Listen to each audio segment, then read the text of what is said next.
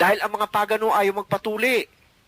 Dahil inisip ni Pablo, ano nga ba naman magagawa ng pagtutuloy sa iyo kung maniniwala kay Jesus ka? Tinawag pa rin niya. Kaya sila nag-away ni Pedro, hindi ba?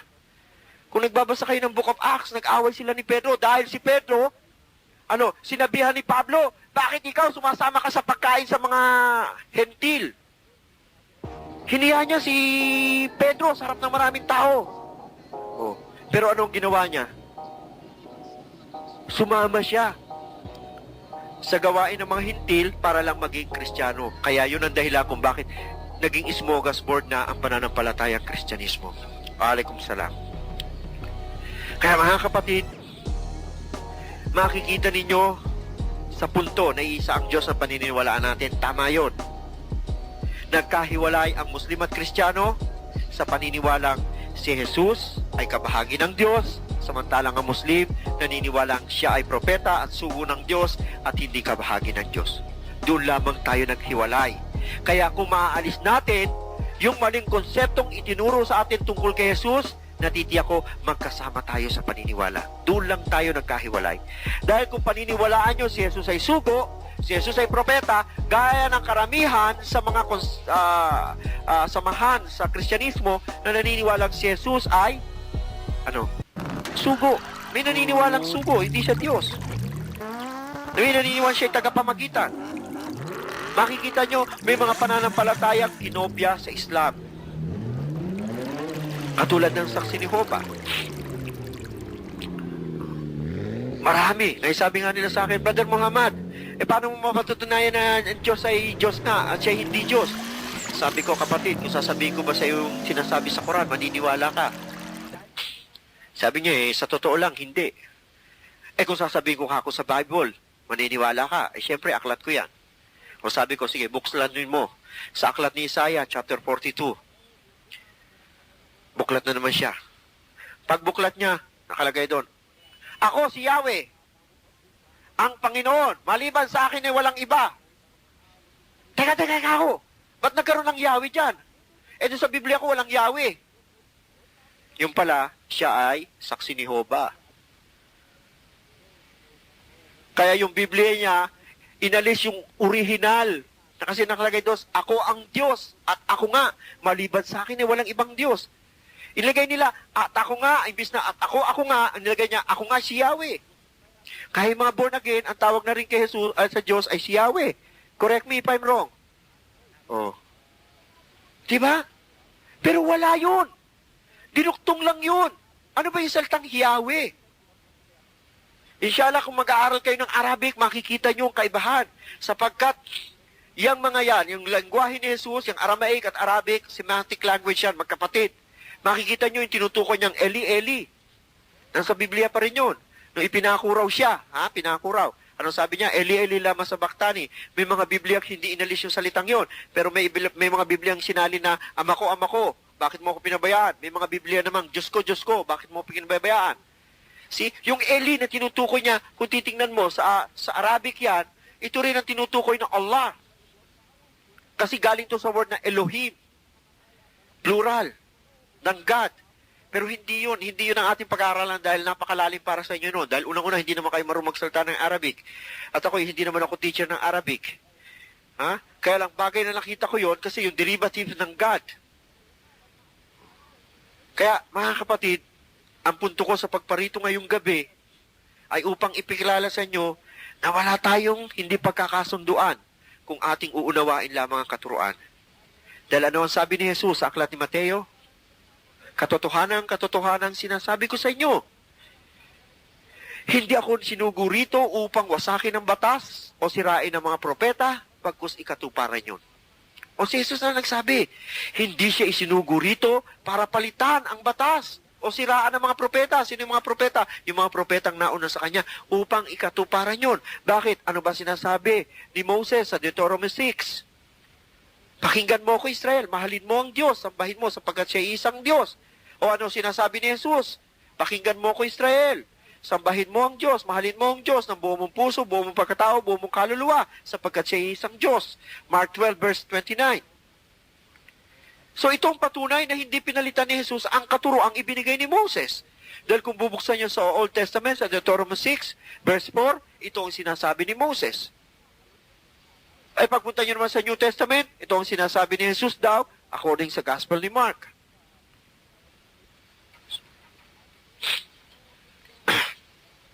So, walang pinagkaiba. Pero, hinulaan na rin ni Jesus ang pagsulpot ng iba't ibang mga bulaang propeta, ng iba't ibang tagapagturo. Kaya mga kapatid, siguro mas mabuting doon natin tapusin ang ating talakayan ngayong gabi. At yung iba ay ginaw na, ako naman ay sisipunin na. So gusto ko magtagal, ito ang kalabang ko. Sana sa susunod, wag tayo rito kahit sanang maliit na kwarto sana. Pero kung gusto nyo pa akong bumalik, inshallah, at talakayin ang ibang mga pananampalataya o may gusto kayong malinawan ngayong gabi, nasa inyo ang lahat ng aking oras. Gusto nyong itanong, gusto nyo akong hamunin o i-challenge nyo ako tungkol sa pananampalataya nyo, inshallah, sasagutin ko sa abot ng aking makakaya. Gaya nga ng sabi ko sa inyo, ako ang may mga katanungang hindi kayang sagutin ng nagtuturo ng theology sa atin. Hindi sa pagyayabang. Kung dala ko lang ang transcript ko, makikita nyo, pagdating ko sa theology, flat 1 ako.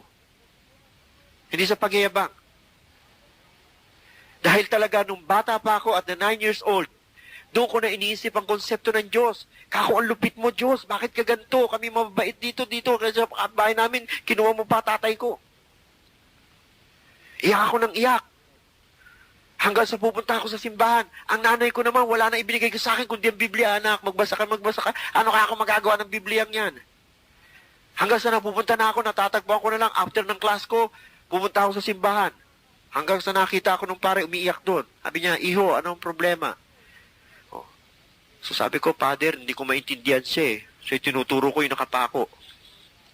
Bakit niya kami ginaganito? Sabi ko, wala naman kaming ginawang masama. Masunurin naman kami anak. Wala naman kami storbo. Samantalang yung kapitbahay namin, mas masama sa amin. Buhay pa yung tatay niya hanggang ngayon. Tatay ko, kinuha niya. Yes, at the age of 9. Niyakap ako ng pare, Iho, may mga hiwaga ang Diyos. Sabi ko, Father, yun ang hiwaga, hindi ko maintindihan eh. Kaya nga tinatanong ko ngayon sa kanya eh, ano pa ang gusto niya? Nanay ko naman ang kunin niya, ako naman kunin niya. Sabi ko gano'n. Siyempre, sa isip na bata, hindi mo masisiyon. Tatanda ko yun. Sabi niya, anak, kaya hanggang ngayon, yung binigay sa akin ng paring yun, kasama ko pa, ang Biblia. So, basa ako, anak, tiis ka lang. Kada hapon, dumadaan ako sa kanya. Nagsisilbi-silbi ako sa simbahan. Ako, taga-bihis ni Birhing Maria. Minsan nga, pag hinuhubaran ko, ayoko pang pumayag. Tumatalikod pa ako. Kahit bulto lang yun, nahihiya ako. Ako, taga-bihis ng mga santo, taga-punas, sa altar, taga-ayos ng bulaklak. So hanggang sa nabasa ko, hindi ginusto ng Diyos na tayo maghirap. Kundi ginusto ng kapwa-tao natin. Kaya nag-repel din naman ako. Napasok naman ako sa samahang makakaliwa. Lumaban naman ako sa gobyerno. Dahil sa paghahangad ko, mga kapatid. Pero noong pa man, hindi ko matanggap na talagang si Jesus ang Diyos. Minsan talaga, I have even questions the fundamentals of my faith. Talagang tinatanong ko siya, kung Diyos ka talaga, bakit hindi ka makagalaw? Pakitaan mo ako ng himala. Minsan sasabihin ko nga, kahit galawin mo lang yung kapa mo, para marinig mo ko. Na alam ko, naririnig mo ang dasal ko. Yes. Minsan kung titingnan niyo, kung maririnig niyo na sinasabi ko, sasabihin niyo, baliw tong taong to kung magdasal. Natatandaan niyo yung sinibak yung paa ni Jesus sa Quiapo? Ha? Naghurimentado? Yung Lord of Pardon? Sinibak? O, muntik masibak, pati humahalik doon. Andun ako. Ang takot ko talaga noon. Tapos sabi ko, kung Diyos siya, kahit hindi siya kumikilos, dapat meron siyang divine power para proteksyonan yung paa niya. Hindi siya dapat napalakol. Diba? Doon ako nag-doubt. Kaya mula noon, hindi na ako humalik doon sa paa noon. Tapos tinanong ko na yung pare, Father Kako, bakit ba Santo Niño siya? Sino yung Santo Niño? So nagtatanong na ako sa pare ng gano'n, sino yung Santo Niño? Sino naman itong Lord of Pardon? Sino naman itong Black Nazareth? Ba't negro siya, Kako? Oh. Ngayon, ang sasagutin ko rin sa inyo, yung sagot ng mga pare. kasaysayan ng santong yun. Yung kasaysayan ng Santo Niño, umulan daw ng malakas sa tundot, baha, dahil linakaw ni Imelda Marcos yung Santo Niño, dahil ginto yung kamay, astagfirullah. At nung ibalik ni Imelda Marcos na wala yung baha, siguro alam niyo, nangyari sa atin yun, di ba? Oh.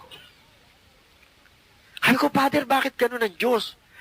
Kasalanan ni Imelda, ang dami-daming mahihirap ang pinahirapan niya. Oh. Hindi ko sinabi yun. Hindi naman ako pwedeng idemanda ng libel dahil nasa dyaryo yun. Oh. Kaya, kayo na lang mga kapatid ang magsabi. And then kung talagang gusto nyo maligtas, hindi ang tubig. Hindi ang binyagan ng kaligtasan. Diba? Sinasabi rin naman sa Biblia eh. Hindi sinasabi rin naman ni Jesus eh. Diba? Ang pananampalatayang walang gawa ay baog. Ano yung baog? Pag baog ka, inutil. Hindi magmumultiply. See? Ito ang kaligtasan. Kahit naman alam mo na nampalataya kay Jesus, nagkaroon ng malaking baha, isukbit mo itong Biblia, lulubog ka pa rin, dahil lalo kang bibigat. Hindi ka niya maililigtas. Ni ang Quran, hindi ka maililigtas. Ang makakaligtas sa iyo, ang iyong mabuting gawa at pananampalataya sa dakilang lumikha. Di ba? So, siguro mga kapatid, ayoko namang, bagamat alam ko na sa aking pagtalakay sa mga kanina, meron akong nasagasaan. Hindi ko hangad na saktan kayo. Yun ang gusto kong iparating sa inyo. Diba? Ang gusto ko lamang parating sa inyo, ipakita sa inyo kung paano kayo niloloko ng inyong mga tagapagturo sa relihiyon. Tama na ako. Naloko nila ako sa loob ng 20 taon. Papayagan ko pa ba yung iba na mapatuloy silang mapaloko?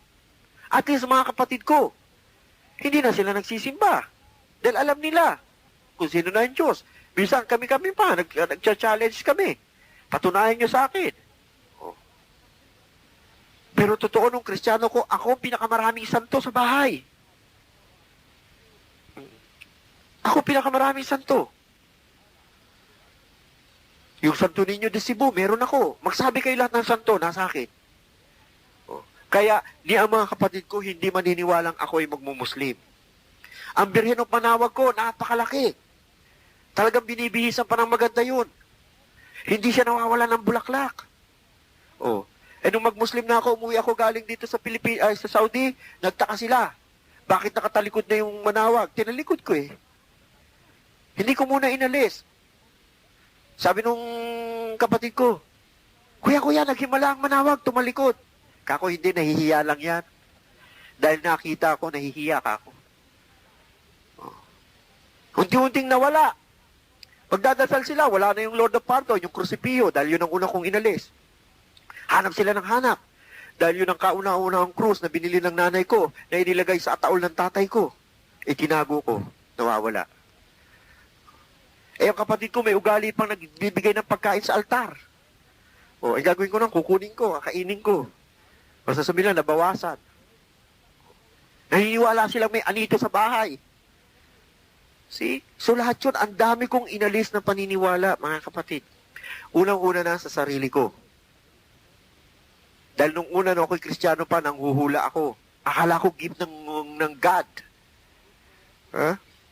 So sa isang araw, mahina ang kita kong 800 sa panghuhula. Oh. Di ba? Kaya nga. Oh. Oh, kaya nga. Di ba? Pero alhamdulillah na mag-Muslim ako.